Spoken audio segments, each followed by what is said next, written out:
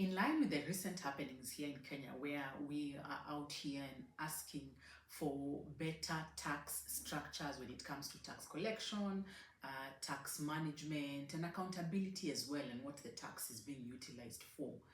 it got me thinking that even as individuals, we also need to have that conversation with ourselves that yes, we are paying taxes, so we're paying the government these taxes, but are we looking at avenues? Are we exploring the avenues to make money from the government? And this would be through investing in fixed income securities that are offered by the government. So you have your treasury bills, you have your fixed government bonds, you have the infrastructure bonds, because it would be good, yes, we are advocating for our taxes to be utilized in the right kind of way, and some responsibility and accountability as well in the tax management as a whole. But then on this other hand, we are also trying to see how can we be able to make money from the government.